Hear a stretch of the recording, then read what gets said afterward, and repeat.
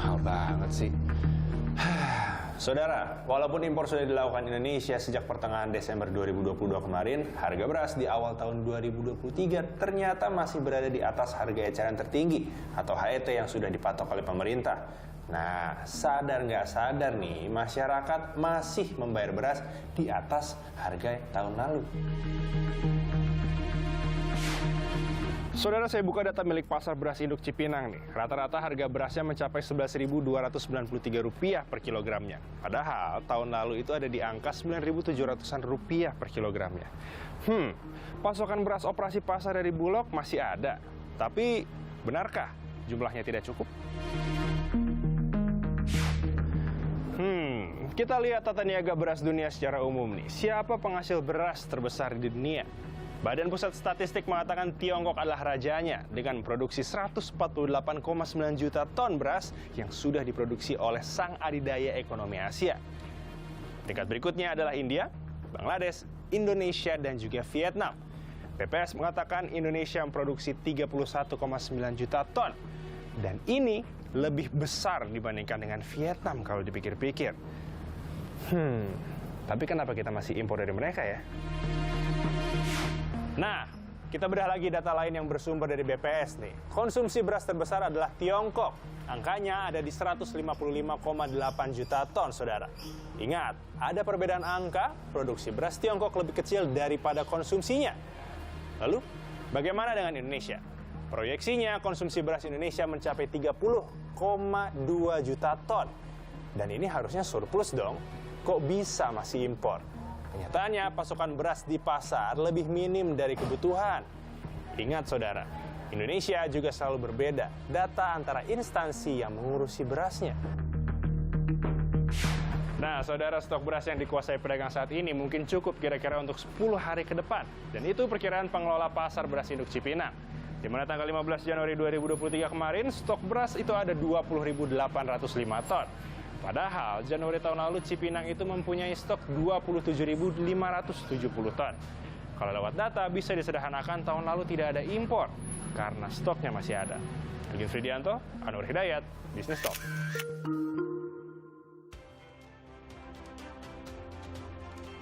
Selamat malam saudara, Anda kembali menyaksikan Business Talk di Selasa malam bersama saya, My Sister Tarigan. Punya status swasembada beras tapi harga beras tinggi dan Indonesia sudah melakukan impor. Namun yang terjadi di lapangan harga beras tak kunjung turun melewati HET. Lantas apa yang sebenarnya terjadi dan solusi yang ditawarkan oleh pemerintah? Telah bergabung bersama Business Talk secara eksklusif ada Pak Menteri Perdagangan Pak Zulkifli Hasan. Selamat malam Pak Menteri.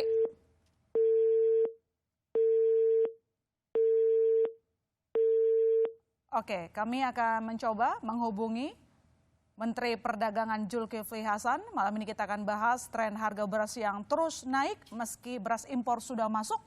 Apakah operasional pasar juga sudah dilakukan dengan baik oleh Bulog? Lalu kemudian bagaimana dengan data surplus beras tapi ternyata kita masih butuh impor? Ini yang nanti akan dijawab oleh Menteri Perdagangan Zulkifli Hasan. Saya akan sapa lagi Menteri Perdagangan Republik Indonesia Zulkifli Hasan. Selamat malam Pak Zulhas.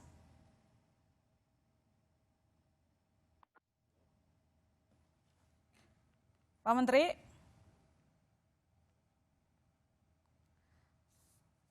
Ya, yang menarik saudara di hari ini tadi Presiden Joko Widodo juga sempat menyentil Bulog karena harga beras yang tak kunjung turun. Saya sapa lagi Menteri Perdagangan Zulkifli Hasan. Selamat malam Pak Menteri. Malam, Elona. Apa kabar Pak? Baik, lagi di Medan ini. Lagi melihat pasar atau bagaimana di sana? Ya, besok pagi pasar, tadi dengan UMKM. Oke, nah ini berarti sama dengan tema kita malam ini. Terima kasih telah bergabung bersama kami Pak Menteri. Pertanyaan saya begini, harga beras tak kunjung turun melewati HET. Tadi saya juga lihat di data Kementerian Perdagangan, harganya di atas 11.000 untuk kualitas medium.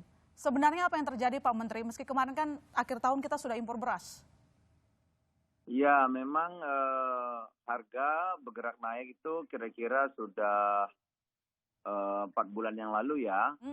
Oleh karena itu Bulog bekerja keras untuk menstabilkan harga melalui operasi pasar.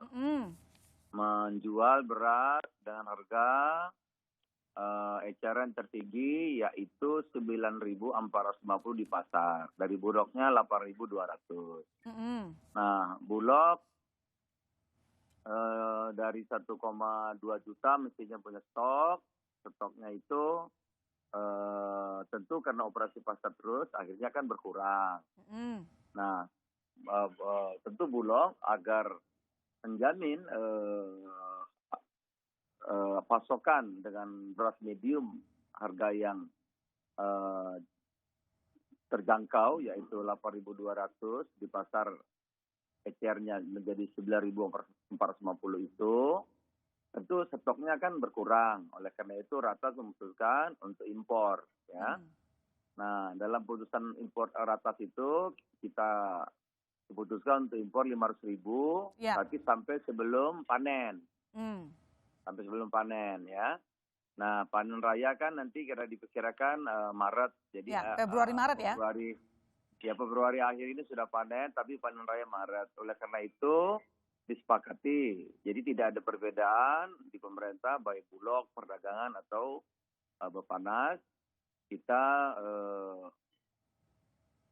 sama ya. Nah, sebelum panen raya kita tidak impor. Nah, Bulog minta sampai tanggal 16 Februari.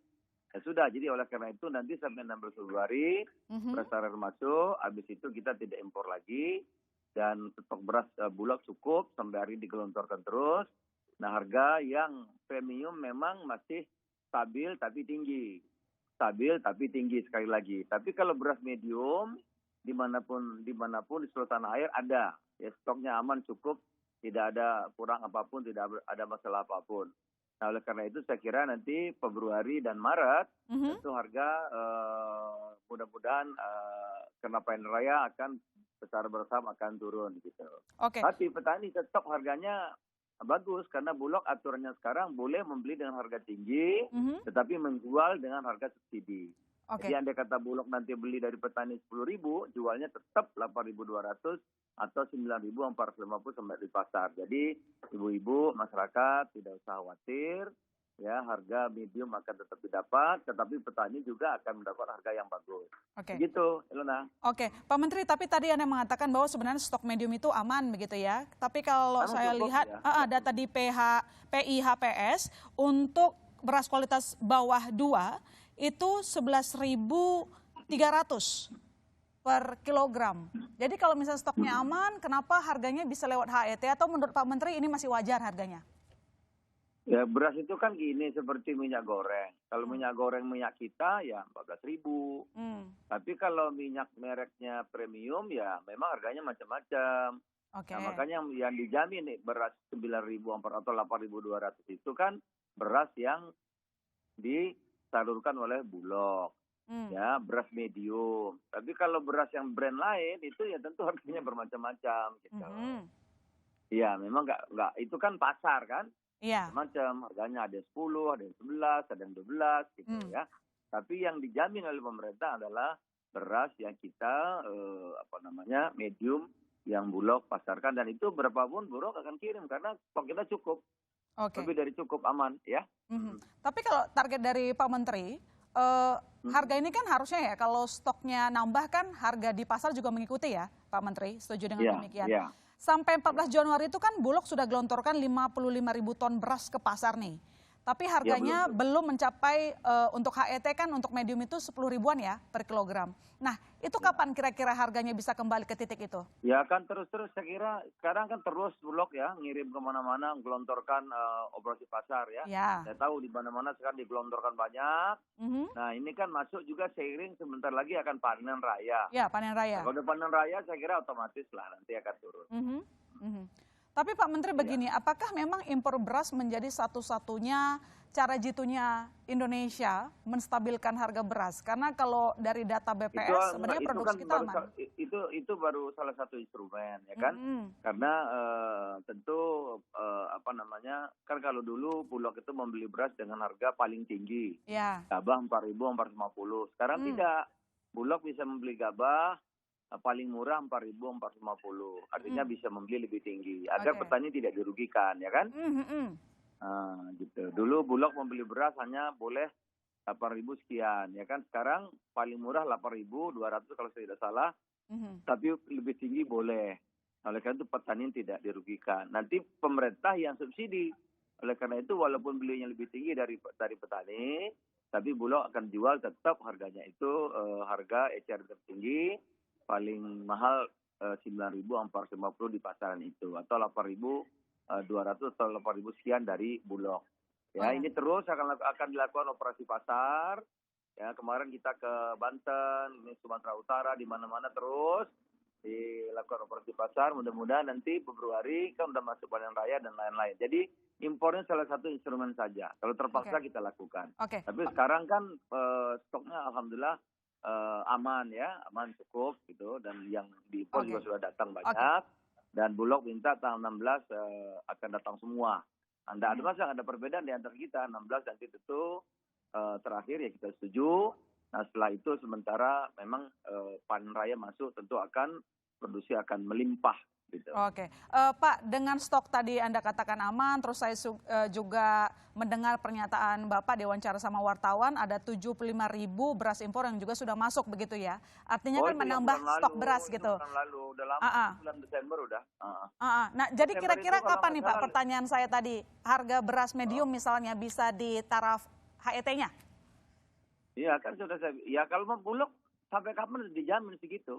Tapi yang premium yang swasta kan, kalau swasta kan kita atur sedemikian. Tapi kalau yang Bulog dijamin 9.450 seperti minyak goreng tadi.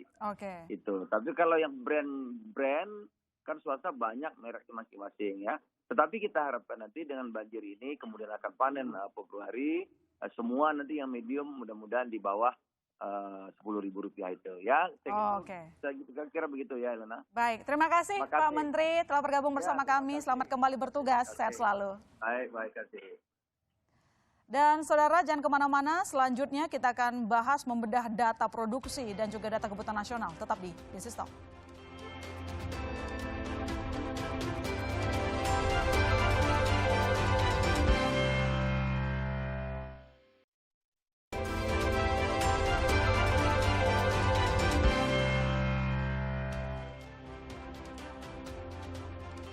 Kembali di Business Talk dan di segmen ini ramai narasumber saya sudah bergabung di studio, tentu saja Mas Cipta Wayana, wartawan Sumber Kontan, dan regulator yang kita hubungin dari tadi akhirnya bergabung juga, Ibu Rami Widiriani, Direktur Distribusi dan Cadangan Badan Pangan Nasional. Selamat malam, Bu Rami.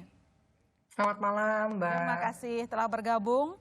Dan tentu saja pengamat pertanian IPB yang biasanya agak ketus kalau mengkritisi, ada Pak Dwi Andreas Santosa. Selamat malam Pak Dwi. Kalau nggak ketus lah, biasa-biasa saja. Iya, biasa saja gitu ya. Yang penting kan ngomongnya berdasarkan data, itu yang saya suka dari Pak Dwi. Siap.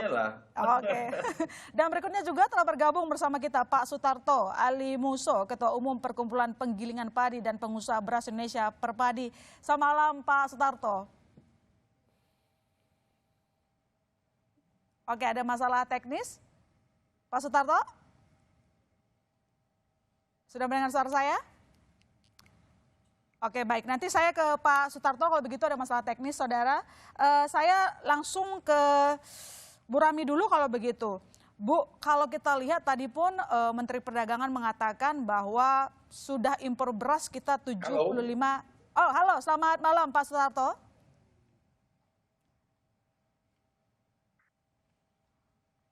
Ada masalah teknis.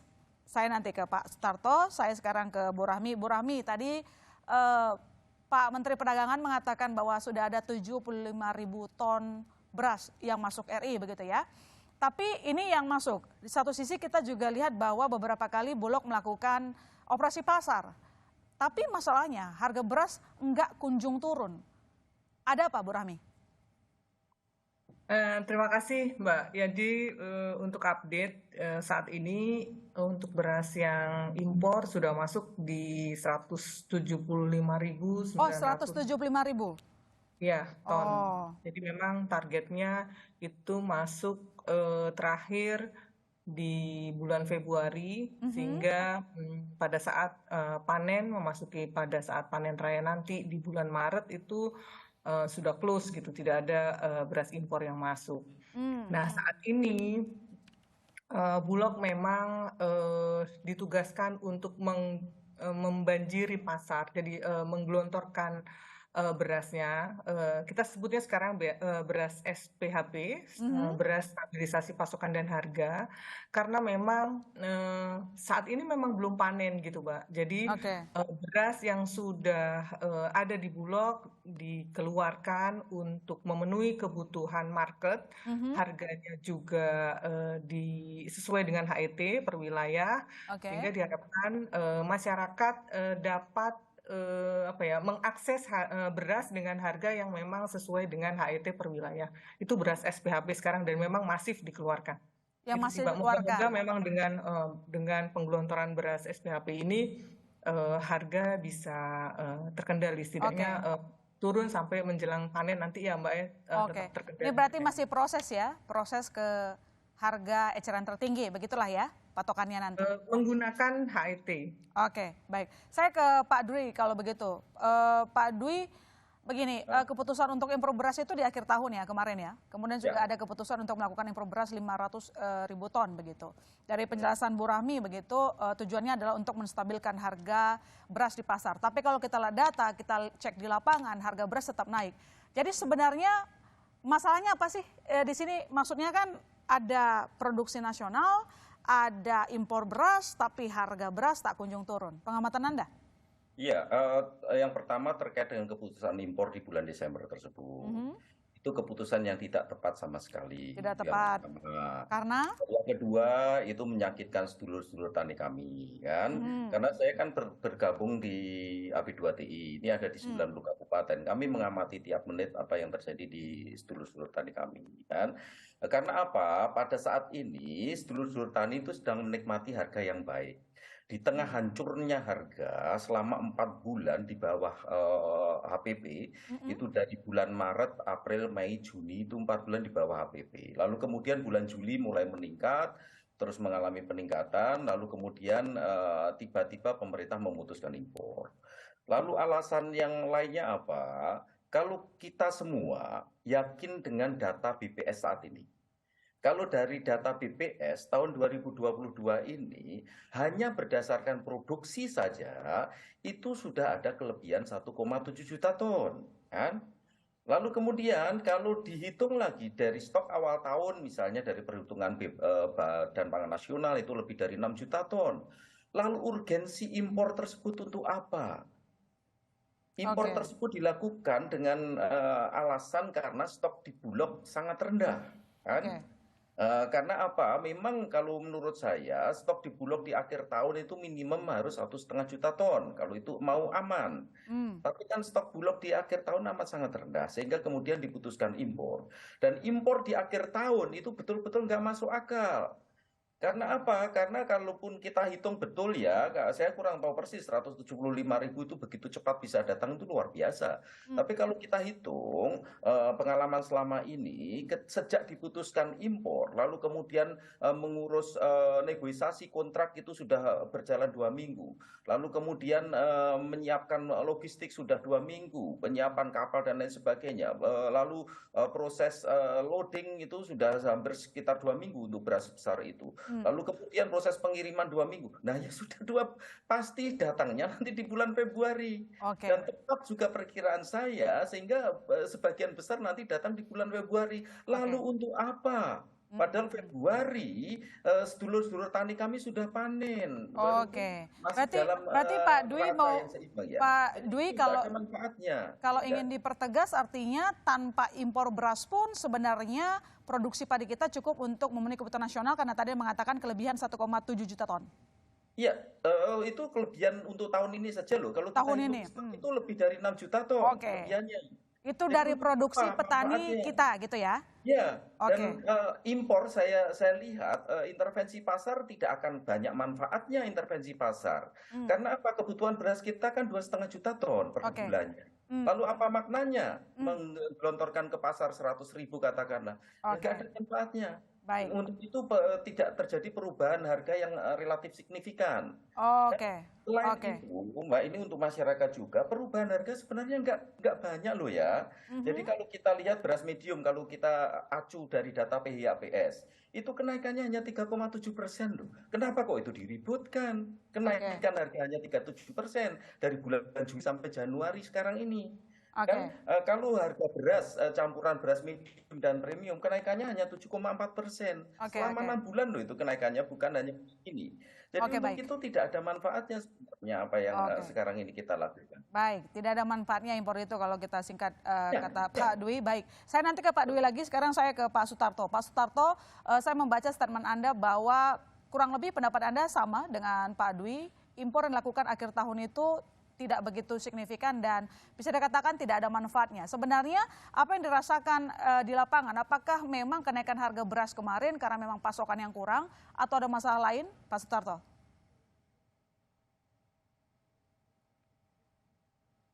Pak Sutarto, dengar suara saya?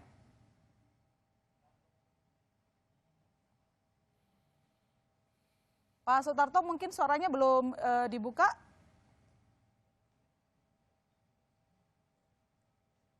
Mohon maaf, kok terputus-putus suaranya. Oke, sudah. Saya sudah bisa dengar suara Anda. Halo? Ya, suara saya sudah jelas Anda dengar, Pak? Halo, selamat malam. Ya, selamat malam. Suara saya sudah jelas didengar, Pak?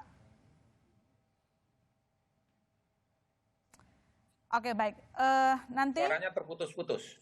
Enggak, saya bisa jelas dengar suara Pak Sutarto. Oke, baik. Tadi ya terputus-putus suaranya, Mbak. Oke, saya ulang lagi pertanyaannya ya, Pak. Jadi saya dengar dan membaca Anda mengatakan bahwa keputusan impor beras di akhir tahun kemarin itu tidak ada gunanya, tidak berdampak kepada pasar. Pertanyaan saya sebenarnya di lapangan ada apa? Apakah memang benar kita kekurangan pasokan sehingga harga beras terus naik? Ya, baik. Sebenarnya begini, keputusan impor itu sudah terlambat sebenarnya. Karena beras sudah terlanjur naik sejak bulan Agustus, kemudian seyogianya sejak bulan Agustus itu harusnya segera dilakukan operasi pasar besar-besaran supaya tidak terjadi kenaikan terus-menerus. Nah, persoalan yang dihadapi adalah bahwa stok yang dikuasai oleh pemerintah ternyata memang sangat kurang. Sehingga pemerintah untuk mengeluarkan cadangannya kelihatannya tidak tepat dalam arti jumlahnya kan harus tepat, kemudian waktunya harus tepat, tempat sasarannya juga harus tepat. Inilah yang terjadi. Nah, kalau kita lihat di lapangan, sebenarnya memang gabah dan beras itu ada. Cuman kita harus ingat bahwa stok yang ada itu posisinya ada di mana. Ternyata kalau berdasarkan surveinya BPS, itu stok yang ada, artinya yang siap untuk masuk pasar, itu hanya sekitar 18%. Nah, 18% itu yang ada di penggilingan padi dan di pedagang beras. Kalau stok akhir Desember itu diperkirakan sekitar 7 juta, itu artinya yang siap masuk pasar itu hanya sekitar 1,5 juta. Nah, yang lain ada di mana? Yang lain ternyata ada di petani itu sendiri atau di masyarakat. Nah, yang di petani biasanya nanti akan dikeluarkan pada saat menjelang panen berikutnya. Nah, inilah yang sebenarnya menjadi persoalan. Dan kita sudah tahu bahwa setiap akhir tahun itu akan terjadi kenaikan harga manakala pemerintah tidak memiliki stok untuk bisa mengisi kekurangan pasar itu sendiri. Oke, baik. Terima kasih Pak Sutarto. Melanjutkan dari Pak Sutarto, saya ke Mas Cipta. Mas Cipta, ada dua perspektif di sini, kalau kita tiga sih lebih tepatnya. Kalau dari dari Pak Dwi tadi mengatakan sebenarnya kita surplus ya. Untuk memenuhi kebutuhan nasional cukup mengandalkan hasil petani. Tapi kalau kita lihat dari Pak Sutarto mengatakan ya tidak semua bisa langsung masuk ke market gitulah ya kalau saya persingkat. Sementara kalau dari Bappenas itu niatnya melakukan impor beras untuk menjaga stabilitas harga beras yang sampai sekarang masih berproses. Meski sudah masuk begitu beras impornya. Di sini apa yang bisa kita terjemahkan dari data, Mas Cipta? Ya, pertama sebenarnya kita mencermati ini sebenarnya agak ironi ya kalau kita bicara tentang ribut-ribut tentang beras, impor dan sebagainya. Karena kalau kita ingat awal Agustus lalu ya, pertengahan Agustus, Pak Presiden Indonesia baru dapat penghargaan swasembada dari IRRI ya. Lalu momen yang kedua, ironi yang kedua lah Februari Bappenas resmi terbentuk. Padahal Bappenas ini adalah diharapkan ini mengatasi koordinasi antar lembaga. Sehingga stabilisasi harga maupun penyediaan stok itu bisa lebih terkoordinasi gitu ya. Nah tapi kalau dilihat dari diskusi kita malam hari ini ya sebenarnya, jadi memang secara kalau kita bicara di atas kertas, data itu memang surplus beras nasional gitu ya. Misalnya sampai 2021 surplus masih 1,3 juta ton, lalu 2022 tadi 1,7 juta ton begitu ya. Matematikanya memang begitu ya. Tapi mesti dilihat bahwa tadi disebut ini barang di mana gitu lah. Lalu yang kedua surplus itu kan juga produksi itu kan hanya ada terjadi di 6-7 bulan dalam setahun. Lalu juga nggak merata di semua provinsi. Nah di sini kuncinya memang pengaturan stok dan distribusi pasokan. Nah, memang tahun ini menjadi spesial ketika ada mungkin ini juga banyak ditangkap ya, mungkin dari lapangan nanti bisa menanggapi, ada gejolak-gejolak kondisi spesial permintaan. Ketika misalnya Agustus ada pencairan bantuan langsung non tunai yang kemudian dibelanjakan beras didobel dua kali sehingga ada lonjakan, itu menimbulkan gangguan yang juga pasti di pasar juga menimbulkan gejolak ya, sehingga mestinya sih kalau bisa diantisipasi, ya mungkin lebih ke kuncinya di situ ya. Ketika ada Bappenas, lalu ini mestinya koordinasi sudah lebih lengkap, mestinya kalau bisa diantisipasi, impor yang tadi dikatakan telat, mestinya tidak harus dilakukan ya kalau bisa diantisipasi gitu ya. Lebih dini begitu. Nah kuncinya memang problemnya di situ ya. Mungkin di sini secara matematika memang cukup, tapi kalau ada gangguan di distribusi, mengingat tadi ya sebaran barangnya ini ada di mana, lalu tingkat apa istilahnya aliran untuk produksi panennya itu juga tidak merata, jadi sangat tergantung stok. Ketika ada gangguan dari permintaan, ini memang menimbulkan gejolak di permintaan. Nah ini mungkin yang mesti ke depan mesti kita antisipasi juga. Apalagi tadi kalau Pak Sutarto juga mengatakan sebenarnya sudah sangat terhitung gitu, di akhir tahun harga itu bakalan naik dan itu yang harus diantisipasi. Jadi ya sebenarnya itu siklus rutin juga, biasanya memang akhir tahun akan naik, nanti menjelang panen akan turun lagi begitu. Tapi mungkin kondisi tahun ini agak spesial karena memang berbagai kondisi tadi. Ditambah lagi sebenarnya ada misalnya faktor kenaikan harga BBM. Itu yang menimbulkan dalam rantai pasok juga menimbulkan kenaikan biaya. Berdampak ke harga komoditas begitu ya. Baik, nanti saya lanjutkan lagi. Mas Cipta jangan kemana-mana saudara. Sesaat lagi Bisnis Talk masih akan segera kembali.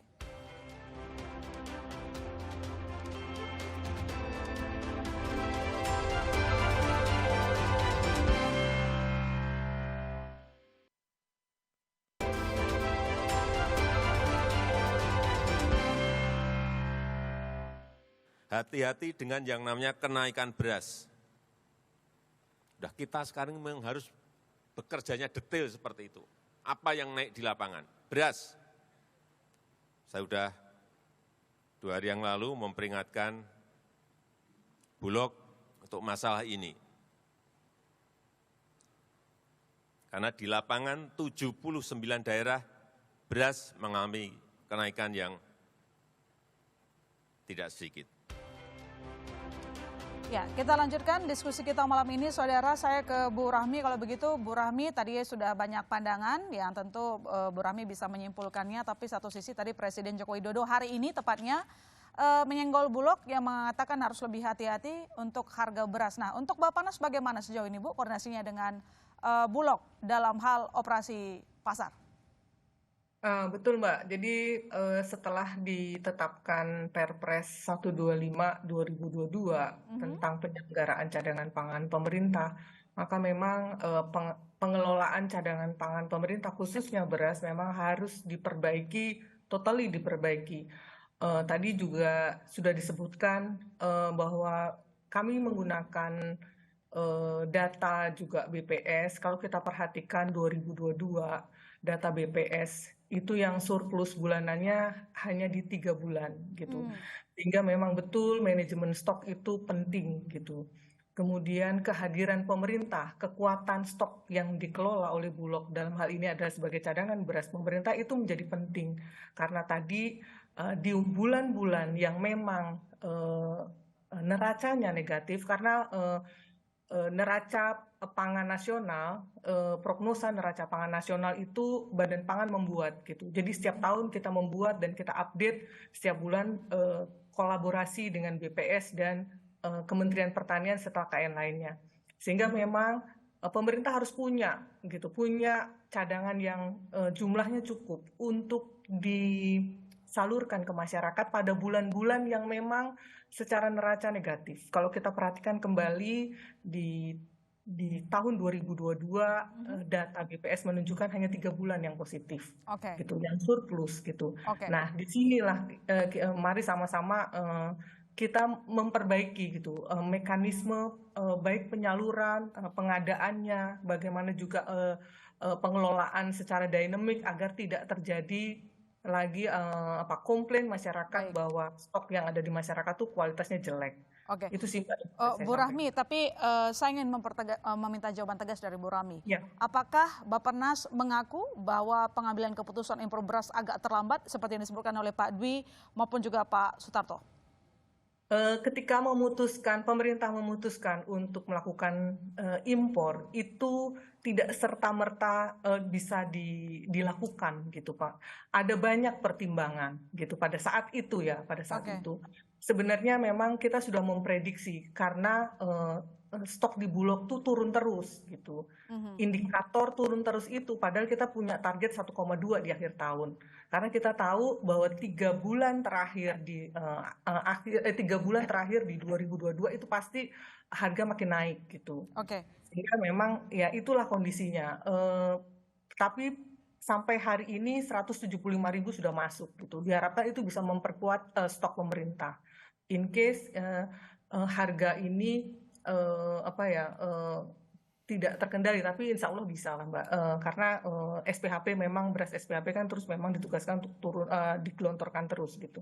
Targetnya harga normal kapan Bu? Harga normal? Ya, sesuai HET, terutama medium. Nanti kalau masuk musim panen itu harga pasti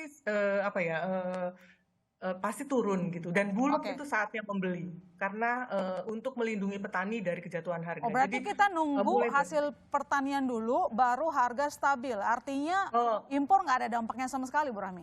Bukan begitu maksudnya Mbak, jadi kebutuhan masyarakat pada saat ini yang kalau kita perhatikan memang belum positif ya, antara produksi dengan kebutuhan masih negatif, maka itu memang saatnya pemerintah menggelontorkan gitu stoknya untuk memberikan akses kepada masyarakat harga beras yang memang sesuai dengan HET.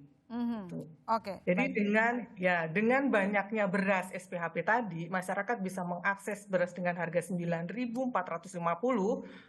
untuk zona 1. Maka kan tenang kan, harga itu jadi tenang gitu, nggak liar gitu Mbak. Baik. Saya ke Prof Dwi. Prof, begini, memang tadi sudah disampaikan ya, misalnya dari Pak Mendak pun dari Bu Rahmi bahwa memang nanti untuk impor akan tentu berhenti otomatis di Maret. Karena kan memang panen itu sekitar akhir Februari sama Maret begitu ya. Tetapi apakah Anda yakin dengan masuknya impor beras ini tidak akan merusak harga jual petani, terutama gabah? Iya, ini saya sarankan ke pemerintah, beras masuk langsung aja, masuk gudang Bulog, sudah berhenti aja di sana kan, jangan dikeluarkan. Ini penting kan. Sebenarnya tadi kan kita bicara kenaikan harga.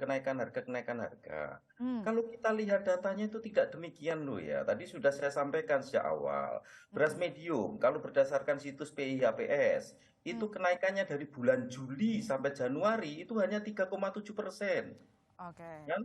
Artinya ini Harga bukan beras gejolak ya? kemudian Artinya bukan kalau Pak Dwi gejolak. bilang ini bukan gejolak. Iya, kenapa kok itu kemudian disebut gejolak? Harga beras secara umum hanya naik 7,4%. Kalau kita lihat situs Kementerian Perdagangan untuk harga beras medium sejak bulan Juli sampai Januari itu hanya naik 6,7%. Di mana gejolaknya? Gejolak itu kalau dalam 1 bulan kenaikan harga lebih dari 10% itu baru gejolak. Kenaikan selama 6 bulan hanya 6,7% kok disebut gejolak. Kan nggak benar sama sekali. Lalu Oke. terkait dengan HET. HET itu tidak masuk akal harga HET 9.450. Itu sudah kami kritisi. Mas Tarto juga sering mengkritisi ini karena hitungannya saja tidak masuk akal. Dulu pernah kami sampaikan juga ke Presiden pada saat itu terkait dengan penetapan HET. HET 9.450 untuk wilayah produsen itu tidak Oke. pernah tercapai, kan? Di bulan Juli saja itu yang rendah itu sudah harga beras medium sudah Baik. 11.662. Oke. Kalau berdasarkan situs rendah 10.400. Oke. Jadi untuk itu bagi saya sama persis dengan Pak Tarto nggak ada manfaatnya impor saat ini itu sudah Oke, tidak tidak ada ada manfaat. Karena manfaatnya. bulan depan pasti akan turun harga. Oke. Dan itu turun alamiah. Oke, baik. Memang secara siklusnya seperti itu begitu ya. Ya, Saya tadi mau seperti itu. memfollow up jawaban ini ke Pak Sutarto Alimuso, teman beliau sudah tidak bisa bergabung bersama kita. Saudara, saya ke Bu Rahmi lagi sebelum ke Mas Cipta. Bu Rahmi, pertanyaannya begini, kalau memang disebutkan oleh Pak Dwi, ini angka dari produksi petani itu sebenarnya mencukupi loh untuk nasional. Terus kemudian yang terjadi harga di pasar bukan gejolak lah, katakan demikian. Nah, tadi Mas Cipta juga mengkritisi soal distribusi ya. Mau sebanyak apapun kita berproduksi, kalau distribusinya salah, harga bisa bergejolak lah, katakan demikian. Anda mengakui ada kesalahan distribusi, apa yang bisa dilakukan Bappenas? Bappenas diharapkan mengendalikan harga di pasar, Bu Rahmi. Betul, salah satu tugas kami adalah memperkuat distribusi pangan, Mbak. Memang itu pemerataan stok antar wilayah menjadi penting gitu, karena tadi juga sudah disebutkan di Indonesia ini kan sentra produksi itu tidak sama di seluruh wilayah. Iya. Gitu. Kebutuhan pun juga tidak sama, sehingga memang kuncinya ada di penguatan logistik gitu. Oke. Kemudian yang kedua terkait dengan beras ini sensitif karena bahan pangan pokok gitu. Iya, benar. Ya, jadi petani itu selain produsen juga sebenarnya dia konsumen gitu. Iya. Itu yang harus sama-sama kita jaga gitu. Apakah harga segitu masyarakat tidak mengeluh gitu ya, intinya seperti itu. Jadi berapa harga yang pas gitu. Dan pada saat panen pun pemerintah dalam hal ini Bulog memang ditugaskan untuk menjaga agar tidak terjadi harga yang jatuh di petani. Baik. Kalau petani menerima harga di atas HPP-nya, itu ya memang itu hak dia gitu. Tapi jangan sampai itu jatuh. Itulah kenapa saat ini Bulog sudah harus siap-siap. Maret berhenti, impor sudah selesai di Februari. Pada saat Maret itu mulai membeli, menjaga supaya petani tidak mengalami jatuh harga. Itu sebenarnya memang penguatan logistik tidak hanya penyebaran stok, tapi juga menjaga ritme bulanan. Baik, saya ke Mas. Baik, terima kasih Bu, Mas Cipta. Kalau kita lihat persoalan beras, harusnya kita tidak cuma concern soal konsumen, begitu ya. Soal kesejahteraan petani harus kita perhatikan seperti tadi disebutkan oleh Pak Dwi. Bagaimana media melihat fungsinya, kita ada di tengah-tengah gitu ya, Mas Cipta. Satu sisi sekali lagi ini saya mencoba mengharmonisasikan kedua pihak, tetapi agak sulit karena menurut Pak Dwi sebenarnya tanpa impor kita tuh it's okay loh gitu. Tapi menurut Bu Rahmi tadi bahwa perannya kan harus menjaga harga pasar seperti diamanatkan begitu. Bagaimana? Ya, pertama memang jadi kita sangat berharap Bappenas ini dengan adanya terbentuknya Bappenas ya, itu kemudian memang ada perubahan yang signifikan dalam pengelolaan bahan pangan, terutama ketersediaan maupun stabilisasi harga, karena kuncinya di situ ya. Ya. Karena Bappenas kan mengambil delegasi wewenang dari semua pertanian, perdagangan, Bulog.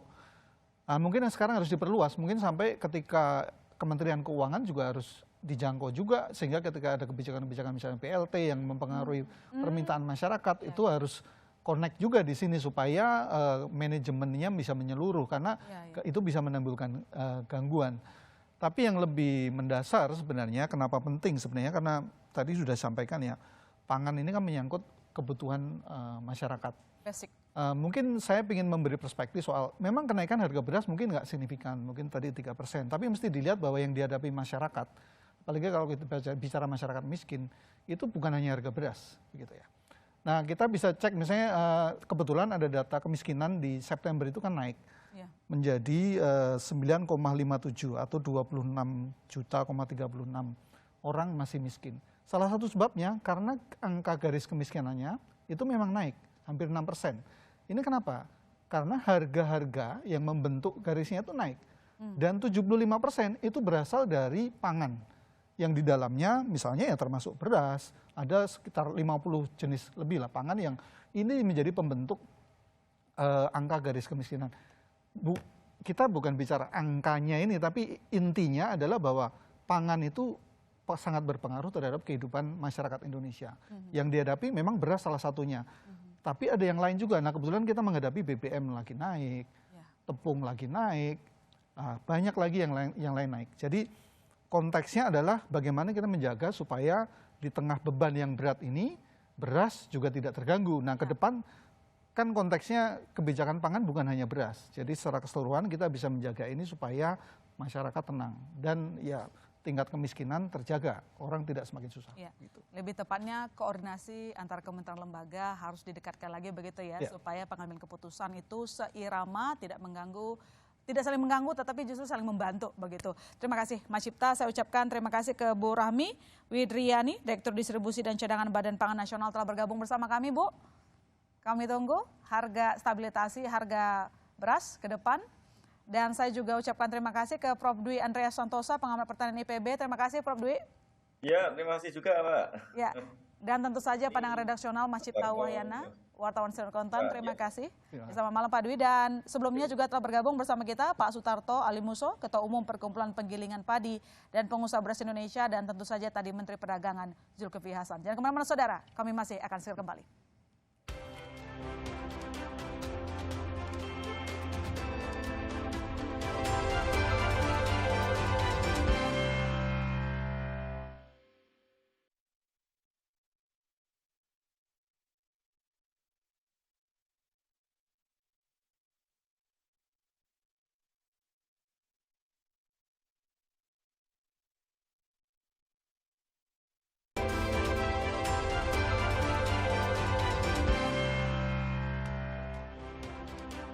Gejolak harga pangan seringkali berulang terjadi. Sejumlah kebijakan diambil terutama impor. Tetapi apa solusi yang permanen sehingga kita tidak bisa menghadapi hal serupa lagi? Kita tunggu harga beras kembali normal. Saya masih Tarigan. Sampai jumpa.